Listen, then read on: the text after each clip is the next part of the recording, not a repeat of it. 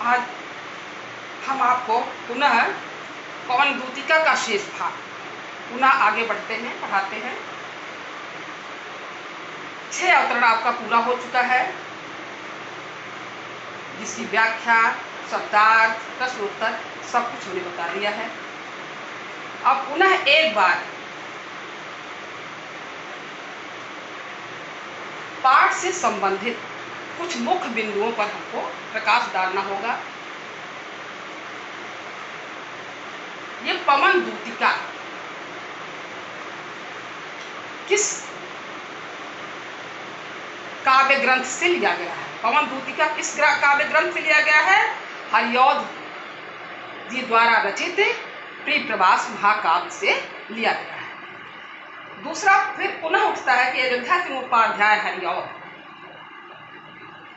किस युग के कवि हैं? अयोध्या सिंह उपाध्याय हरिऔध द्विवेदी युग के कवि हैं। इनकी फिर प्रश्न उठता है, इनकी मुख्य रचना, इनकी मुख्य काव्य ग्रंथ कौन कौन से हैं? तो मुख्य काव्य ग्रंथ हैं इनके प्रिय प्रवास, वैदेही वनवास और पारिजात। इनके मुख्य काव्य ग्रंथ। प्रिय प्रवास हिंदी खड़ी बोली का प्रथम महाकाव्य। इसमें कितने सर्ग हैं? 17 सर्ग। इसमें वात्सल्य और श्रृंगार रस का यथेष्ट वर्णन मिलता है। मुख्य जानकारी बहुत जरूरी, ये आपको हमेशा याद होना चाहिए। इसमें कुछ चीजें पाठ से संबंधित आपको हमेशा याद होनी चाहिए, इसलिए हम बार बार इस पर आपका ध्यान इंगित कर रहे हैं, आपको संकेत दे रहे हैं। इसी प्रिय प्रवास का दूसरा नाम ब्रजांगना विलाप था पहले, बाद में प्रिय प्रवास। प्रिय प्रवास की जो भाषा है वह संस्कृत निष्ठ खड़ी बोली है। प्रिय प्रवास की जो भाषा है वह संस्कृत निष्ठ खड़ी बोली है। इसमें कृष्ण के जन्म से लेकर के मथुरा प्रस्थान तक का वर्णन है। कृष्ण के जन्म से लेकर के मथुरा प्रस्थान तक का वर्णन है। दूसरी इनकी मुख्य रचना है वैदेही वनवास। वैदेही वनवास, इसमें 18 सर्ग। वैदेही वनवास में 18 सर्ग। यह करुण रस प्रधान महाकाव्य है। एक कैसा काव्य है वैदेही वनवास? करुण रस प्रधान महाकाव्य है। और इसमें श्री राम द्वारा सीता के निर्वासन की कथा वर्णित, किस तरह से सीता को श्री राम जी के द्वारा वनवास मिला, वह कथा इसमें वर्णित है।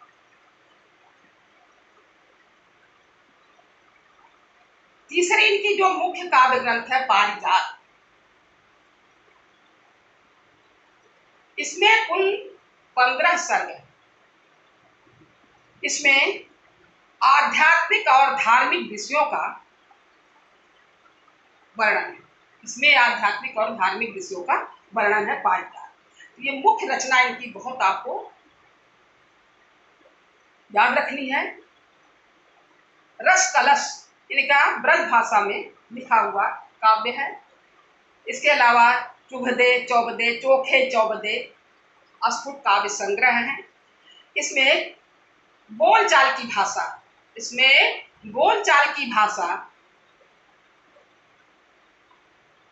मुहावरेदार भाषा का प्रयोग किया गया है। फिर इनके हम आते हैं जो मुख्य उपन्यास हैं, जो हमेशा बोर्ड की परीक्षा में, इनकी रचनाएं हमेशा बोर्ड की परीक्षा में अधिकतर पूछी जाती है, इसलिए इनकी रचनाओं को हम बार बार आपके सामने बता रहे हैं, आप समझिए उसको। इनकी जो मुख्य उपन्यास है। ठेठ हिंदी का ठाठ, अधखिला फूल इनके उपन्यास हैं। इनके नाटक हैं प्रद्युम्न विजय और रुक्मणी परिणय, इनके नाटक। इनकी मुख्य रचनाओं पर और भी तमाम इनके और भी मुक्तक रचना है, लेकिन मुख्य रचना आपको याद रखनी है और इस पर हमेशा आपको याद होना चाहिए, क्योंकि अधिकतर ये बोर्ड परीक्षा में पूछे जाते हैं। अब हम पुनः 6 अवतरण के बाद जो 7वां अवतरण है उस पर हम प्रकाश डालेंगे, उसके शब्दार्थ बताएंगे, व्याख्या बताएंगे और काव्य सौंदर्य आपको बताएंगे। उसको आप ध्यानपूर्वक सुनिए।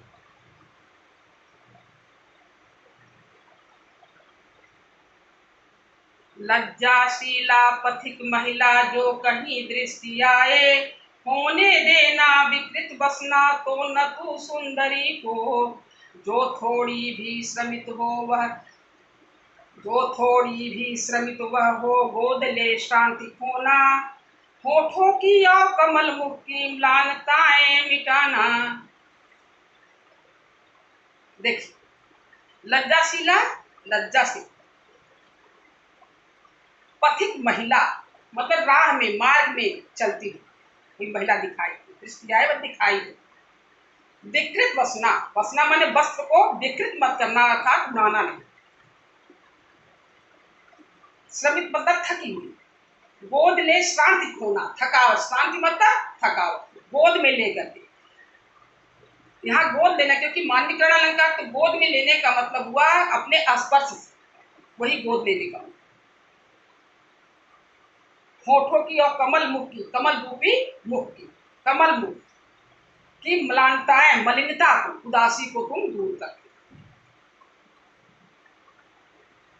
शब्दार्थ हो गया। अब देखिए व्याख्या।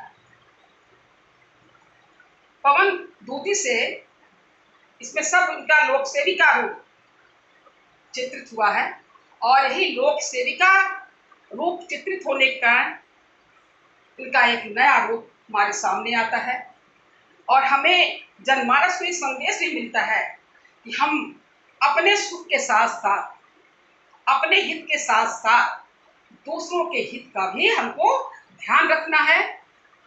अपने दुख के साथ हमसे किसी का, हमारे द्वारा किसी अन्य का भी हित हो जाए, यह भाव हमेशा बनाए रखना चाहिए। कभी भी ऐसा नहीं सोचना चाहिए केवल मेरा ही हित हो, दूसरों का हित हो या ना हो, इस पर कभी भी ध्यान, कभी भी इसको सोचना ही नहीं है कि हमें हमेशा अपने दुख से तो हम प्रभावित हैं, लेकिन हमको पर दुख को भी ध्यान रखना है।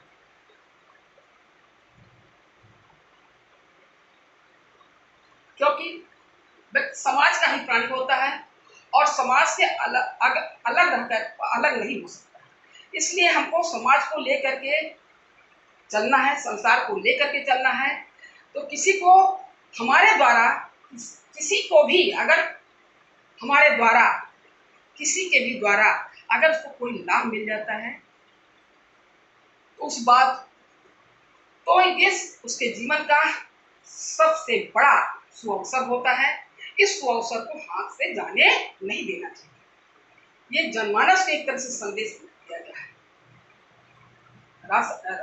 श्री राधा जी का एक आदर्श भारतीय नारी का ये रूप का चित्रण, आदर्श भारतीय नारी के रूप का चित्रण दे करके कवि ने जनमानस को संदेश दिया है। कभी भी हमें केवल अपने स्वार्थ सिद्धि तक ही सीमित नहीं रखना है, बल्कि दूसरों का कल्याण, दूसरों का हित भी हमें सदैव करते रहना चाहिए। पवन दूती से श्री राधिका जी कहती हैं, लज्जाशीला पथिक महिला जो कहीं दृष्टि आए। कहती है कि हे पवन दूती, अगर तुम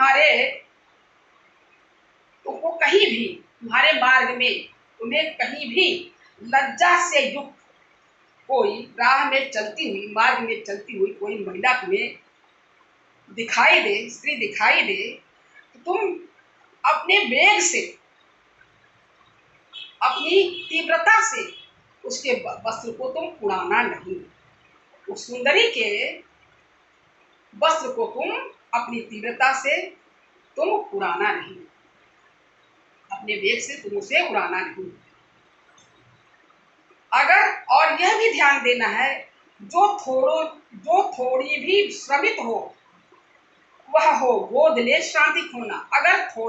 अगर वह सुंदरी, वह महिला थोड़ी सी भी थकी हुई हो, श्रमित हो, थकी हुई हो, तुम क्या करना, उसे अपने गोद में ले लेना और उसकी सारी शांति को अर्थात थकान को दूर करना। एक ममत्व का भाव कि मतलब किस तरह से एक वात्सल्य, ममता का भाव है कि तुम अपने आप उसे गोद में लेकर के, जिस तरह से माँ अपने बच्चे को गोद में लेकर के प्यार दुलार करके किस तरह से अपने बच्चों को दुलारती है, उसके कष्ट को हर लेती है, उसके सारे कष्ट को स्वयं पर ले लेती है, उसको प्रसन्न करती है, उसी प्रकार से कहती हैं कि अगर वह महिला थोड़ी सी भी थकी हुई हो तो तुम उसे अपने गोद में लेकर के, अर्थात अपने स्पर्श से, अपनी शीतल स्पर्श से उसकी थकान को तुम मिटाना, अर्थात खोना मत, दूर कर देना। होठों की और कमल मुख की म्लानताएं मिटाना, करते हैं कि उसके थकान के कारण उसके होठों पर, उसके होठ जो सूख गए हैं, उसका कमल रूपी सुंदर मुख जो उदास, थकान के कारण उदास हो गया है, उसकी सारी उदासी को, सारी मलिनता को तुम दूर कर देना, अपने सुखद स्पर्श से उसको दूर कर देना। कितना बढ़िया भाव है कि राधा जी अपने दुख के साथ साथ दूसरों का कितना कल्याण करना चाहती हैं। इतनी प्रबल भावना, इतना अच्छा एक उत्साह जगता है कि हम सबको भी यही भाव, इसी भाव से दूसरों की सेवा करनी चाहिए।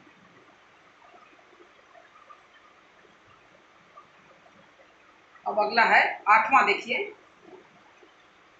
कोई क्लांता कृषक ललना खेत में जो दिखावे, धीरे धीरे परस उसकी क्लांतियों को मिटाना। जाता कोई जलद यदि हो व्योम में तो उसे ला, छाया द्वारा सुखित करना तप्त भूतांगना को।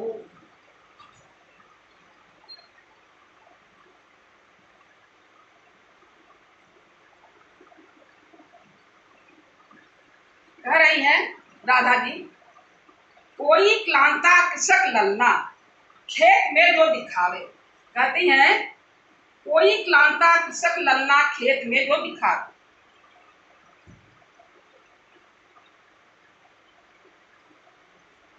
कौन दूती सी राधिका जी कहती हैं, कोई थकी हुई कृषक स्त्री, कृषक ललना, ललना माने स्त्री, कृषक स्त्री अगर खेत में कोई कार्य करती हुई तुम्हें दिखाई दे, खेतों में काम करती हुई कोई कृषक स्त्री तुम्हें दिखाई दे, तुम धीरे धीरे परस उसकी क्लांतियों को मिटाना। तुम धीरे धीरे उसका, अपनी शीतलता से उसका स्पर्श करना और उसके सारी थकान को तुम दूर कर देना। जाता कोई जलद यदि हो व्योम में तो उसे ला, और अगर व्योम मतलब आकाश में, कृषक ललना कृषक स्त्री, किसान की स्त्री, क्लांतियों माने थकान को, जलद मतलब बादल, पानी से भरा हुआ बादल, व्योम में आकाश में। कहते हैं अगर कोई तुम्हें आकाश में, व्योम में कोई तुम्हें बादल दिखाई दे, मेघ दिखाई दे, तो उस मेघ को तुम क्या करना, अपने द्वारा वहन करके लाना और उस भूतांगना मन, उस स्त्री के, अंगना मन स्त्री, उस स्त्री के ऊपर छाया, तप्त भूतांगना, गर्मी से तपी हुई उस स्त्री के ऊपर तुम छाया कर देना, छाया करके उसे सुखी कर देना, प्रसन्न कर देना। ये इसके व्याख्या। सातवें और आठवें का काव्य सौंदर्य। शब्दार्थ हो गया काव्य सौंदर्य। काव्य सौंदर्य में रस, छंद, अलंकार। रस क्या है?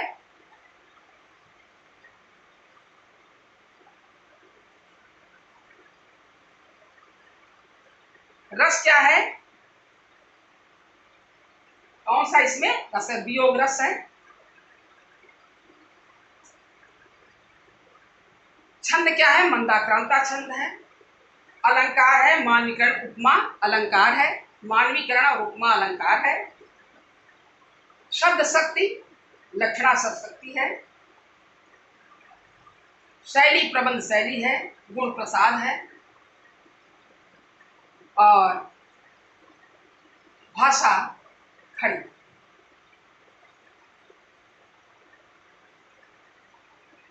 इन पंक्तियों में राधा की विरह व्यथा का चित्रण तथा दूसरी ओर समाज की पीड़ा से भी व्याकुल दिखाया। इन पंक्तियों में राधा की विरह व्यथा का चित्रण भी किया गया है तथा दूसरी ओर समाज की पीड़ा से भी इन्हें व्याकुल दिखाया गया है। समाज की पीड़ा से भी व्याकुल, ये भी एक तरह से संदेश हुआ। जनमानस को संदेश कवि ने राधा के माध्यम से दिया है कि जनमानस की पीड़ा से भी हमें प्रभावित होना चाहिए और जहाँ तक संभव हो सके उनकी पीड़ा को, उनके दुख का हमें निवारण करने का प्रयत्न करना चाहिए।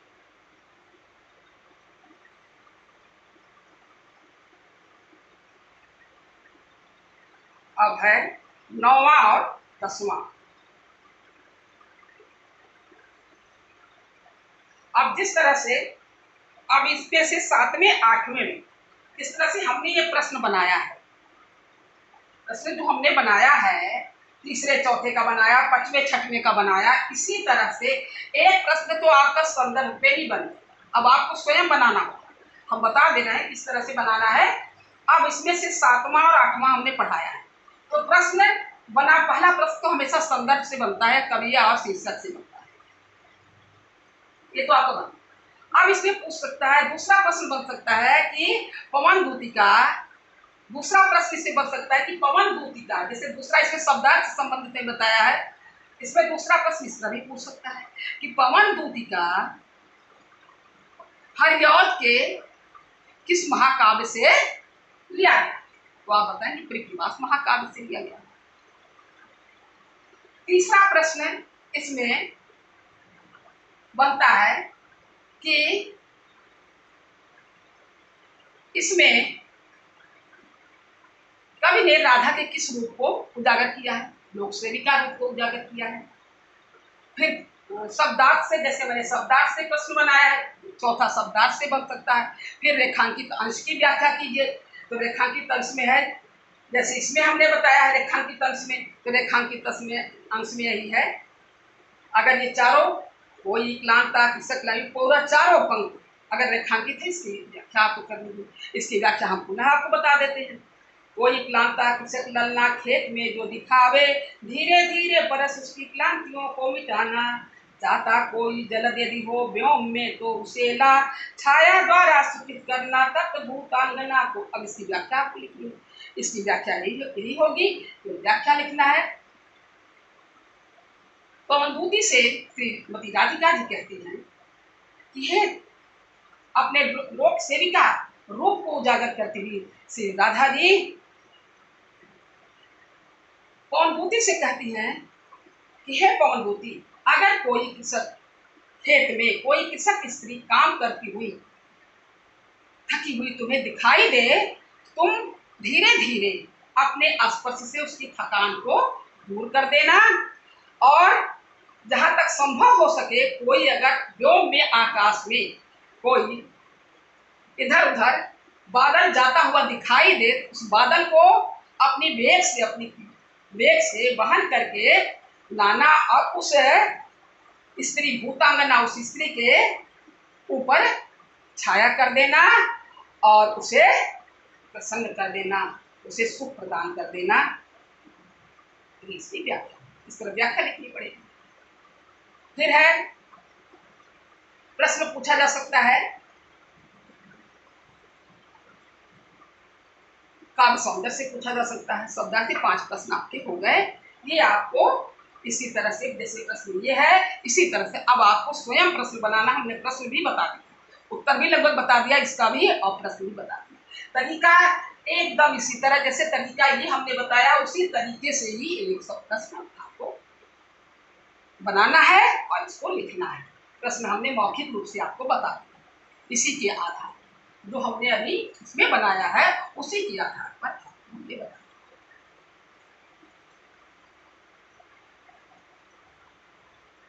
अब 9वां और 10वां।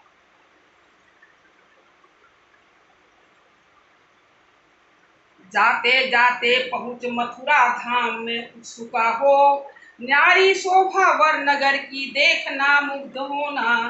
तू होवेगी चकित लग के मेरु से मंदिरों को, आभा वाले कलश जिनके दूसरे अर्थ से हैं। अब इसमें सब जाते जाते पहुँच मथुरा धाम में उत्सुका हो, इसमें कोई विशेष शब्द नहीं है, अर्थ नहीं, इसका अनोखी, न्यारी मतलब अनोखी, मुग्ध होना, मुग्ध मन प्रसन्न, चकित मतलब आश्चर्य, लख मतलब देखना, मेरु माने सुमेरु पर्वत, मंदिर माने सुमेरु पर्वत ऊंचा पर्वत है, उसी तरह ऊंचे ऊंचे वहां की मंदिर। आभा वाले, कांति वाले, कलश, कलश का आप देखेंगे घड़ा कलश, लेकिन मंदिरों पे के शीर्ष पर सबसे ऊपर जो कलश लगे रहते हैं उन यहाँ पर उस कलश से मतलब है। अर्क मतलब सूर्य, अर्क मतलब सूर्य, अर्क का दूसरा अर्थ काढ़ा भी होता है। अब शब्दार्थ हो गया, व्याख्या देखिए। जाते जाते पहुँच मथुरा धाम में उत्सुका हो, न्यारी शोभा वर नगर की देखना मुग्ध होना। तू होवेगी चकित लग के मेरु से मंदिरों को, आभा वाले कलश दिन के दूसरे अर्थ से हैं। कहती है पवन दूती से, इस पंक्ति में मथुरा धाम की भव्यता संकेत किया है, सिद्धा है। पवन दूती से मथुरा के भव्यता, उसके मनोहारी मन को मुग्ध करने वाले सौंदर्य का ये भाव को प्रदर्शित किया है, बातों को बताया है। कहती है पवन दूती से, जाते जाते पहुँच मथुरा धाम में। कहती है पवन दूती, तुम्हारे जाते जाते तुम्हें तुम्हारे मार्ग में मथुरा धाम भी, उनको मथुरा नगरी भी मिलेगी। उस वह मथुरा नगरी की शोभा जो है वह अनोखी है, न्यारी शोभा। वर माने श्रेष्ठ, वर का मतलब श्रेष्ठ। उस मथुरा नगरी की जो शोभा है बड़ी ही श्रेष्ठ है, बड़ी ही भव्य है। उस अनोखी, उसकी अनोखी उसकी शोभा को, सौंदर्य को, भव्यता को देख करके तुम प्रसन्न हो जाओ, मुग्ध हो जाओ। और उसकी सौंदर्य को, उसकी शोभा को, भव्यता को देखने के लिए तुम्हारी उत्सुकता भी बहुत बढ़ जाएगी। इसलिए तुम अपनी उत्सुकता को दबाना नहीं, तुम उसकी भव्यता और सुंदरता का भरपूर आनंद लेना, भरपूर उसको देखना, उसका आनंद लेना। तू होवेगी चकित लग के मेरु से मंदिरों को, तुम वहां सुमेर पर्वत के समान विशाल ऊंचे जो मथुरा के मंदिर हैं, उन मंदिरों को देख करके तुम आश्चर्यचकित हो जाओ, तुम्हारे आश्चर्य का ठिकाना ही नहीं। जैसे सुमेर पर्वत बहुत ऊंचा है, उसी तरह से मथुरा के जो मंदिर हैं वह भी सुमेर पर्वत के समान ऊंचे और बहुत विशाल हैं। तुम उसकी विशालता को देख करके तुम आश्चर्यचकित हो जाओ। आभा वाले कलश जिनके दूसरे अर्थ से, उन मंदिरों के ऊपर जो कांति बिखेरते हुए जो कलश लगे हुए हैं वे तुम्हें दूसरे सूर्य के समान दिखाई दे। उन ऊंचे मंदिरों के शीर्ष पर जो कलश लगे हुए हैं और तुम्हें वह उन उन कलशों से इतनी कांति, इतना प्रकाश फूटता रहता है कि वह तुम्हें दूसरे सूर्य के समान दिखाई दे। वे दूसरे सूर्य के समान है। फिर 10वां है, देखिए, देखे पूजा समय मथुरा मंदिरों मध्य जाना, नाना वाद्यों मधुर स्वर की मुग्धता को बढ़ाना, हिमालय के रुचिर तर के शब्दकारी फलों को धीरे धीरे मधुर रव से मुग्ध हो वो बजाना। पुनः कौन दूती से कहती हैं, देखे पूजा समय मथुरा मंदिरों मध्य जाना, मध्य माने बीच, माने पूजा के समय, नाना मतलब अनेक, वाद्य मतलब बजने वाले यंत्र, जो पूजा के समय जो यंत्र बजाया जाता है, वाद्य यंत्र जो बजाया जाता है।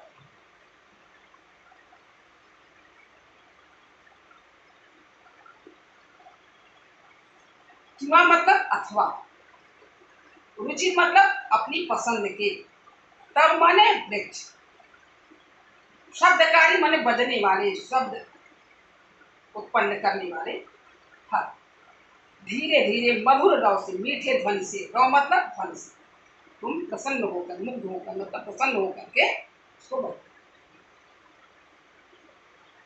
पवनदूती से राधा जी कहती हैं कि तुम, हे पवनदूती, तुम जब पूजा का समय होगा तुम मथुरा के मंदिरों के में तुम अवश्य, जब पूजा का समय हो जाएगा तो मथुरा के मंदिरों में तुम अवश्य, पूजा के समय उस मथुरा के मंदिरों में अनेक प्रकार के वाद्य यंत्र मधुर स्वर से बजते रहते हैं, जो उसकी मोहकता को और भी बढ़ा देते। नाना वाद्यों मधुर स्वर की मुग्धता को बढ़ा, कहते हैं वहां पे अनेक प्रकार के वाद्य यंत्र मधुर स्वर में बजते रहते हैं, जिससे उस मंदिर की भव्यता और भी मुखरित होने लगती है। इसलिए तुम उस स्वर में, उन वाद्य यंत्रों के स्वर में अपने स्वर को मिला करके, अपने स्वर को मिला करके उसकी मोहकता को और बढ़ा, उसमें और मिठास भर देना। कीमा लेके रुचिर तर के शब्दकारी फलों को, अथवा, कीमा मतलब अथवा, अथवा मंदिर परिसर में, जो आसपास मंदिर के परिसर में जो वृक्ष खड़े हुए हैं, तुम अपनी पसंद के वृक्ष को चुनना, अपनी मनपसंद वृक्ष को चुन करके उस वृक्ष के फूल, पत्ते, फल, तने से शब्द रूपी फल को ग्रहण करके, शब्द रूपी फल को ग्रहण करके धीरे धीरे मधुर रव से, शब्द रूपी फल को ग्रहण करके धीरे धीरे मधुर ध्वनि से तुम मुग्ध होकर, प्रसन्न होकर के उसमें अपना राग बजाना है। कहने का मतलब यह है कि जैसे बांस के जो तने हैं, पीपल है, बरगद है, अशोक के जो पत्ते होते हैं, इससे जब हो करके हवा गुजरती है, प्रवेश करती है हवा, इसमें जब गुजरती है तो बड़ा मीठा स्वर निकलता है। इसीलिए इसी बात का उल्लेख यहाँ किया गया है कि तुम अपनी पसंद के वृक्ष को चुनना और उसके पत्ते से, फूल से, फल से, तने से शब्द रूपी फल को तुम ग्रहण करके, अर्थात अपने स्वर को उसके स्वर में मिला करके प्रसन्न हो करके अपना राग अवश्य ही बजाना।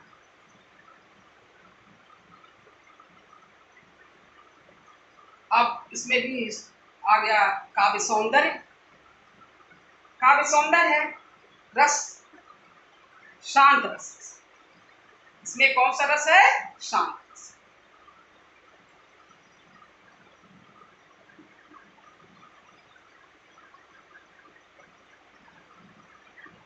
छंद क्या है? मंदाक्रांता, तो सब में ही होगा। अलंकार है मानुप्रास अलंकार है इसमें। अभिधा शब्द शक्ति है और प्रसाद गुण है, गुण में प्रसाद गुण है। शैली प्रबंध शैली है, भाषा खड़ी होती है।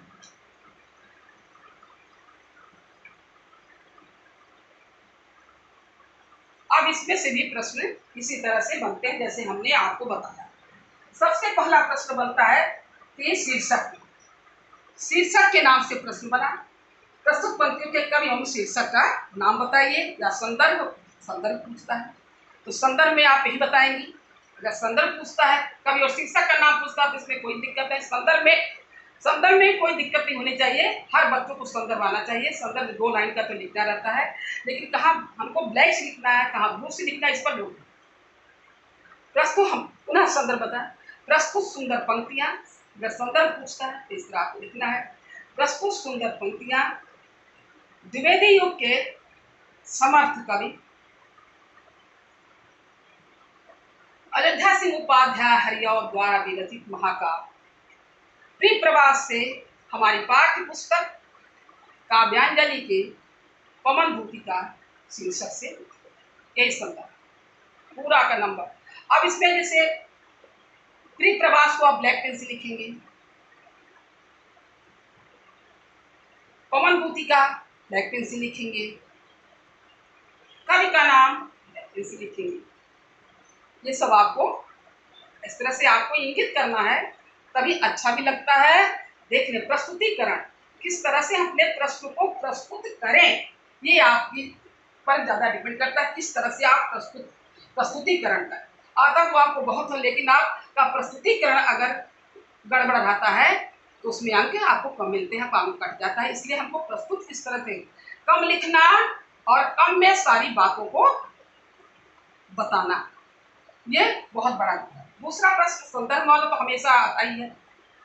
दूसरा आता है, बताया कि उसमें शब्दार्थ से आता है। शब्दार्थ इसमें जो है शब्दार्थ है, न्यारी मतलब अनोखी, मुग्ध माने प्रसन्न, मेरु का मतलब सुमेरु पर्वत, आभा वाले कांति वाले, अर्क मतलब सूर्य, नाना मतलब अनेक, वाद्यों मतलब बजने वाले यंत्र, किमा मतलब अथवा, रव मतलब। ये आपके शब्दार्थ में प्रश्न पूछे तो शब्दार्थ भी आपने बता दिया। तीसरा प्रश्न बनता है, तीसरा प्रश्न ये बनता है कि राधा ने पवनभूति से किसकी भव्यता को देखने के लिए कहा, तो मथुरा नगरी की भव्यता को देखने के लिए कहा है।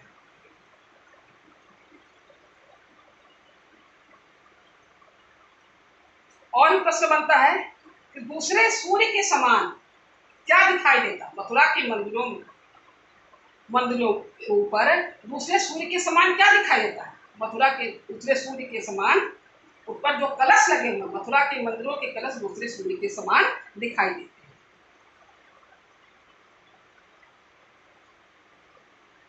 अब रेखांकित अंश की व्याख्या कीजिए। रेखांकित अंश की व्याख्या करना है। अब रेखांक, तू होवेगी चकित लग के मेरु से मंदिरों को, आभा वाले कलश जिनके दूसरे अर्क से। अब मान लीजिए 2 पंक्तियों का रेखांकित हुआ, इसकी व्याख्या आपको लिखनी होगी। इसकी व्याख्या आप किस तरह लिखेंगे, मैं पुनः इसको मैं बता देती हूँ मौखिक रूप से, इसको आप जान लीजिए। तू होवेगी चकित लग के मेरु से मंदिरों को, पवनभूति से राधा जी कहती है कि हे पवनभूति, तुम्हारे मार्ग में जो मथुरा नगरी पड़ेगी वह मथुरा नगरी बड़ी बहुत ही भव्य है। उस मथुरा नगरी में जो मंदिर हैं वह सुमेरु पर्वत के समान ऊंचे और विशाल है। उसकी विशालता को, उसकी भव्यता को देख करके तुम आश्चर्यचकित हो जाओ। और उन मंदिरों के ऊपर जो कांति बिखेरने वाले जो कलश लगे हुए हैं वह दूर से इस प्रकार से चमकते हैं जैसे कोई दूसरा सूर्य। इसकी व्याख्या हो,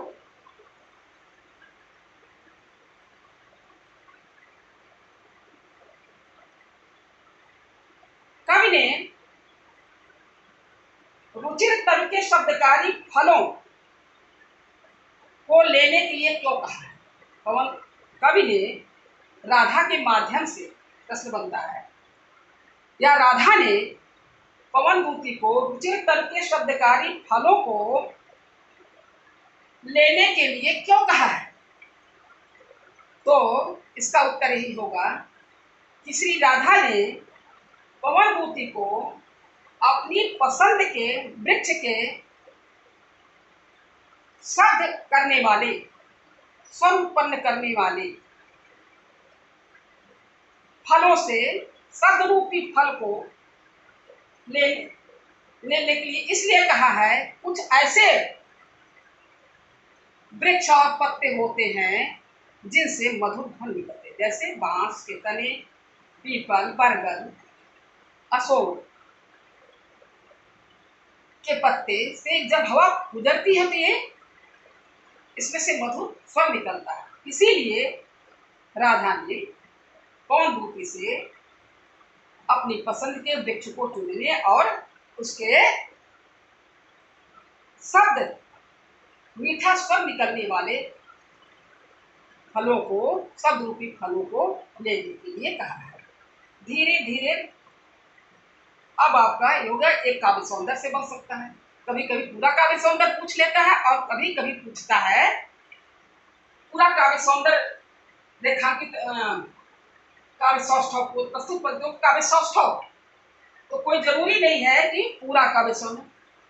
तो पूछ सकता है कि इसमें कौन सा रस है, इसमें रस और छंद का नाम बताए। तो आप बताएंगे इसमें शांत रस है और छंद का नाम मंदाकर है। इसको आप ब्लैक से लिखेंगे। रस और छंद पूछता है केवल, और पूरा जो पूछता है तब पन्नी नहीं बताया है। एक तरफ रस छंद अलंकार शब्द शक्ति, रस छंद अलंकार शब्द शक्ति, गुण, भाषा, शैली सब लिख करके ब्लैक से उसके सामने ग्रुपिंग से आपको पूछा। कभी कभी एक दो का पूछ लेता है। तो इस तरह से आपको प्रश्न बना करके, अब आपका 10वें तक हो चुका, आपको प्रश्न इसका बना करके 2 का हमने लिख करके बता दिया, 2 का हमने मौखिक पूरा इसी के आधार पर आपको बताया, इसी के आधार पर बता दिया किस तरह से आपका प्रश्न बनेगा, क्या उत्तर आपको लिखना होगा। कहीं से भूलना भी नहीं है, मैंने उत्तर भी बता दिया, लिखित रूप से बता दिया, मौखिक रूप से बता दिया। अब आपको अपना काम अपनी कॉपी में करना है। सब लोग धीरे धीरे अपना काम करते हैं। अब 10 तक हो चुका है, ये आपको